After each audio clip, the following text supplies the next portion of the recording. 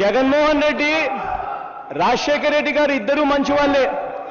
రాజశేఖర రెడ్డి గారు చనిపోయేదాకా జగన్మోహన్ రెడ్డి మంచివాడే. జగన్మోహన్ రెడ్డి కాంగ్రెస్ పార్టీలో ఉన్నంత వరకు జగన్మోహన్ రెడ్డి కూడా మంచివాడే, రాజశేఖర రెడ్డి గారు మంచివాడే.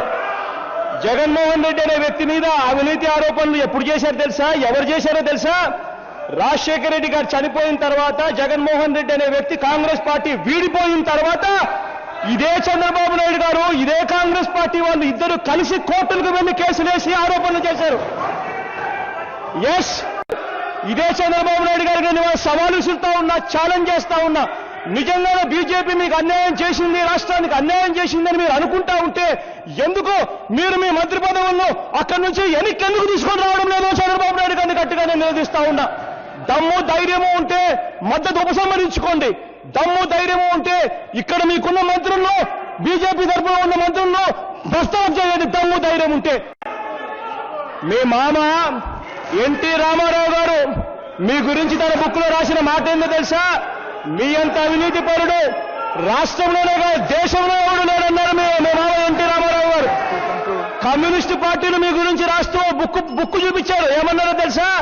బాబు జమానా అవినీతి ఖజానా అని చెప్పి కమ్యూనిస్టు పార్టీలు మీ గురించి ఏకంగా బుక్కే రిలీజ్ చేశారు. తెలియకపోతే తెలుసుకోండి.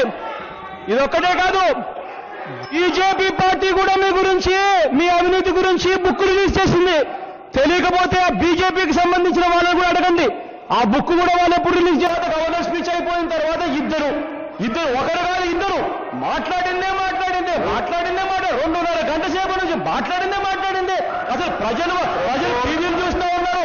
వాళ్ళు ఏమనుకుంటారో అన్న ధ్యాస కూడా లేదు కనీసం. వాళ్ళు ఏమైనా ఫోన్ చేసి బాబు గారికి ఫోన్ చేసి, బాబు నేను నరేంద్ర మోడీని మాట్లాడుతున్నాను, బాబు నేను అరుణ్ జైట్లీని మాట్లాడుతున్నాను, జగన్ నా దగ్గరికి వచ్చి ఇవన్నీ అడిగాడు, రాష్ట్రాల గురించి మాట్లాడలేదా మీకేం చెప్పాడా? మరి ఏందయ్యా ఇది? ఎంత చక్కగా నొక్కారు అధ్యక్ష సన్నాయి నొక్కుళ్ళు మాత్రం. నిజంగా డ్రామా చాలా చక్కగా ఉంది అధ్యక్ష. రాజకీయాలలో కేసులు పెట్టడం, రాజకీయాలలో ఇరికించడం ఇవేవి కొన్ని కొత్త ఏమి కాదు. చంద్రబాబు నాయుడు గారికి ఇన్ని రోజులు అదృష్టం కలిసి వచ్చింది, అది గుర్తుపెట్టుకోండి. చంద్రబాబు నాయుడు గారి మీద 1000 పేజీల డాక్యుమెంట్ కోర్టుల దాకా వెళ్ళింది. కోర్టుల్లో టెక్నికల్ గ్రౌండ్స్ మీద చంద్రబాబు నాయుడు గారి డాక్యుమెంట్స్ ను యాక్సెప్ట్ చేయలేదు. చంద్రబాబు నాయుడు గారి అదృష్టం అది. ఇవాళటి గుణం చెప్తా ఉన్నా, కేసులు పెట్టడము, కేసులు పెట్టి ఇరికించాలనుకోవడము, దానివల్ల అవినీతి అని చెప్పడము, ఇవన్నీ చేయడము రాజకీయాలలో పెద్ద విషయమే. నిన్న ఈనాడు పత్రిక అధ్యక్ష, గుండె ఆగి హెల్త్ అసిస్టెంట్ చనిపోయాడు అధ్యక్ష. ఇది అఫీషియల్ గజెట్, తెలుగుదేశం పార్టీ ఈనాడు. చదవండి అధ్యక్ష. 10 నెలల నుంచి జీతం అందక హెల్త్ అసిస్టెంట్ చనిపోయే ఘటన. చంద్రబాబు నాయుడు గారు ముఖ్యమంత్రి అయిన తర్వాత బాబు వచ్చాడు, ఉన్న జాబులు ఊడబెరుకుతున్నారు. ఇంకోటి అడిగారు అధ్యక్ష, నేను ఏ స్కూల్ నుంచి వచ్చినాను అని చెప్పి చంద్రబాబు నాయుడు గారు నన్ను ప్రశ్నిస్తూ అడిగారు. నేను చెప్తా ఉన్నా, ఆయన మాదిరి వచ్చి రాని ఇంగ్లీష్ నేర్పే స్కూల్ నుంచి కాదు మేము వచ్చింది. Hyderabad public school Begumpet. తెలుసుకోండి, ఇంకోటి కూడా తెలుసుకోండి. నేను 10th క్లాస్ లో ఫస్ట్ క్లాస్ స్టూడెంట్, ఇంటర్మీడియట్ లో ఫస్ట్ క్లాస్ స్టూడెంట్, డిగ్రీలో ఫస్ట్ క్లాస్ స్టూడెంట్. తెలుసుకోండి పోయి ఊరికే నీ మాదిరిగా పిహెచ్డి డిస్కంటిన్యూ కాదు. నేను నీ మాదిరిగా ఎంఫిల్ చదవకపోయినా కూడా ఎంఫిల్ చదివినానని చెప్పే గుణం నాకు లేదు. నీ మాదిరిగా ఎక్కడైనా నువ్వు పోయి మాట్లాడేవు అని అంటే వచ్చి రాని ఇంగ్లీషు, నువ్వు మాటలు చూస్తే అసలు నీలాంటి ఇంగ్లీష్ మాట్లాడితే పక్కన కేటీఆర్ గారు అన్నారు, ఇంత దారుణమైన ఇంగ్లీష్ మాట్లాడగలిగిన వ్యక్తి ఒక చంద్రబాబు నాయుడు గారు మాత్రమే ఉంటారని చెప్పి పక్కన కేటీఆర్ గారు అన్నారు. తెలుసుకోయా నీ ఇంగ్లీష్ గురించి, బయట ప్రపంచం ఏమంటా ఉందో. చంద్రబాబు నాయుడు గారు మీకు ఇచ్చే గౌరవం ఎవరికి బహుశా ఇచ్చిండరు.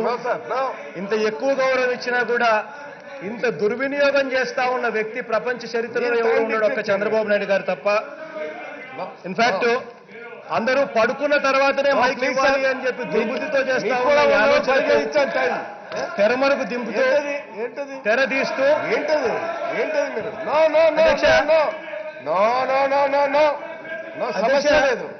సమస్య గంటన్నర సేపు మాట్లాడారు అధ్యక్ష. కూర్చోండి సార్. గంటన్నర సేపు ఈయన మాట్లాడిన తర్వాత మాట్లాడండి సార్, మీరు మాట్లాడండి. ముఖ్యమంత్రిగా చివరి స్పీకర్గా సార్ కూర్చోండి. పూర్తిగా క్లారిఫికేషన్ ఇచ్చేదానికి అడుగులు ముందుకేస్తున్నాను అధ్యక్ష. అధ్యక్ష, ఈ సభలో ఒక్క నిమిషం కూడా 21 మంది నిమిషం కూడా ఇవ్వడు.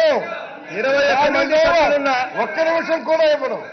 అంటే వీళ్ళకు అమరావతి రైతుల మీద ప్రేమ లేదు, రాష్ట్రంలో ఉన్న ఏ ప్రాంతం మీద ప్రేమ లేదు. ఎంత దారుణమైన వ్యక్తులు వీళ్ళు అనంటే ఎక్కడ మాటలు బయటకు పోతాయేమో అని చెప్పి మాటలు బయటకు కూడా పోనీయకుండా అల్లరి చేయడం కోసం అని చెప్పి ముఖ్యమంత్రి మాట్లాడేటప్పుడు వేదిక మీద పోడియం మీదకి వచ్చి మాట్లాడుతూ ఉన్నారనంటే ఇంతకన్నా రాక్షసులు, దుర్మార్గులు, కీచకులు బహుశా ప్రపంచ చరిత్రలో ఎవరుండరేమో వీళ్ళు తప్ప అధ్యక్ష. అయినా కానీ రాష్ట్ర బాగోగుల దృష్ట్యా, అన్ని ప్రాంతాల బాగోగుల దృష్ట్యా ముఖ్యమంత్రిగా వివరణ ఇవ్వాల్సిన పరిస్థితి కాబట్టి ముఖ్యమంత్రిగా వివరణ ఇస్తా ఉన్నా అధ్యక్ష. ఇక్కడ అధ్యక్ష, ఆంధ్రప్రదేశ్ చరిత్రలో అధ్యక్ష ఇవాళ ఒక ముఖ్యమైన రోజు.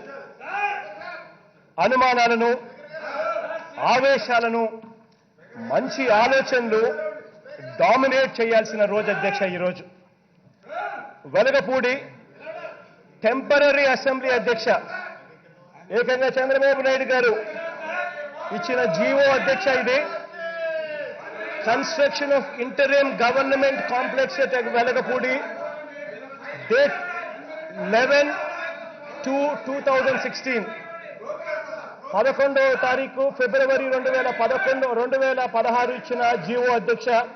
జీవో నెంబర్ MS 32 అధ్యక్ష. ఈయనంతా దీనే construction of interim government complex అని చెప్పి ఇచ్చిన జీవో అధ్యక్ష. వెలగపూడి టెంపరరీ అసెంబ్లీలో ప్రజలు ఎన్నుకున్న ప్రభుత్వం కొన్ని నిర్ణయాలు తీసుకోబోతుంది అని చెప్పి అందరికీ తెలిసి అందరూ ఎదురు చూస్తూ ఉన్నారు ఈ సభను చూడాలని. ఈ సభలో తీసుకోబోయే నిర్ణయాల గురించి ప్రజలందరూ ఎదురు చూస్తూ ఉన్నారు అధ్యక్ష. ఇక్కడ నేను ముందుగానే ఒక్క విషయం చెప్పదలుచుకున్నాను అధ్యక్ష. ఇక్కడ మా ప్రభుత్వం అంటే ఇక వినపడకూడదు అని చెప్పి నిర్ణయం తీసుకున్నారు. ఉండేది అక్కడ 10 మంది ఉన్నారు. పోడియం దగ్గరికి వచ్చి ఈ మాదిరిగా మాట్లాడుతూ ఉన్నారు. ధర్మమేనా, భావ్యమేనా అని చెప్పి మీరంతకు మీరే మీ గుండెల మీద చేతులు వేసుకొని ఆలోచన చేసుకోండి. ధర్మమేనా అని చెప్పి మీరు అనుకుంటే రాష్ట్ర ప్రజలందరూ చూస్తున్నారు, టీవీలు చూస్తున్నారు, మీరు చేస్తా ఉన్న దారుణాన్ని చూస్తా ఉన్నారు. ఏ రకంగా ముఖ్యమంత్రిని